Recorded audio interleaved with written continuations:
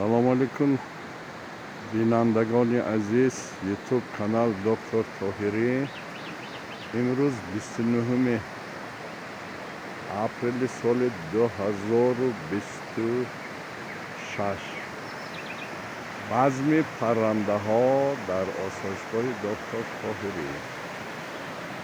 انا حاضر پرنده ها بلبل، صبا، اکا، زاغ، توت از پگاهی بر وقت اینها هم الهام میگیرن، سرود میکنن. این آب روان برای انسان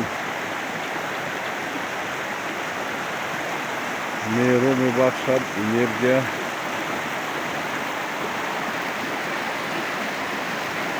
تمام آبادی از آب هست. اونجا که آب هست اونجا آباد هست.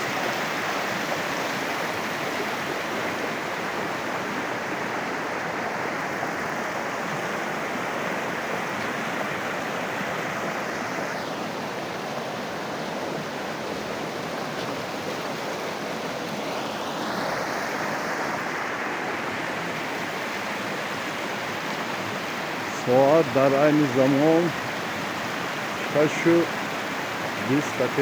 صبح. انا آفتاب هم برآمده ایستاده است. آدم انرژی از غذا میگیرد، از آفتاب، یعنی نور.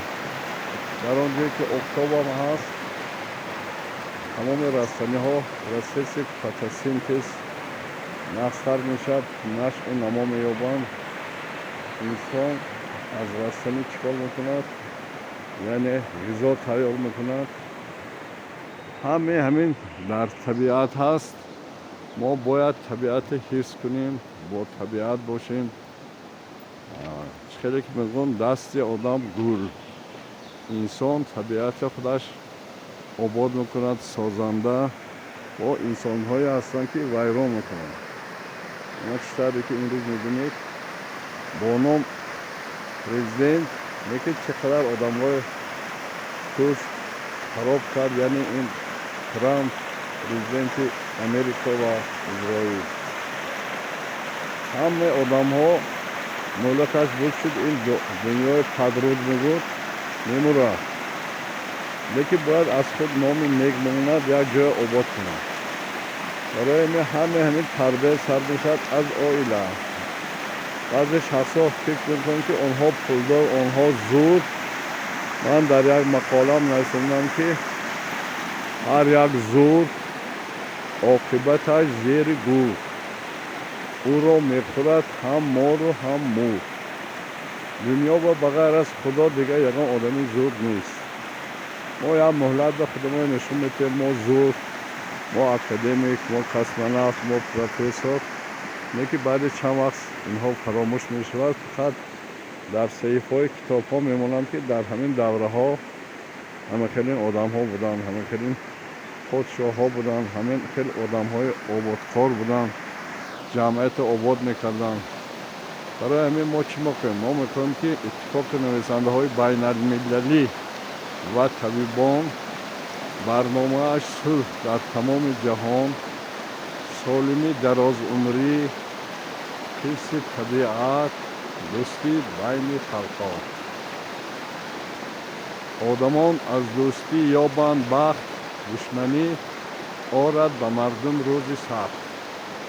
برای همین باید همه آدم ها در فکر خود، در شعور خود این برنامه ما را داشته باشند، چون که این برنامه برای سالمگردانی جامعه خیلی مفید است. و اینجا آسایشگاه دکتر طاهری، سراغ آسایشگاه ناحیه عینی، دیهه پتخین، از شهر سمرقند 160 کیلومتر، از شهر خوجند 165 کیلومتر و از شهر دوشنبه 140 کیلومتر. من میتوانید آمده سلامتی خود را برقرار کنید. درس های سالمگردانی دکتر طاهری را آموزید و همه وقت سالم و بردم باشید. تلفن برای معلومات 92 786 80 27. سلامت و سربلند باشید و همه وقت در شما نیروهای سازنده وجود داشته باشند. سلامت و سربلند باشید.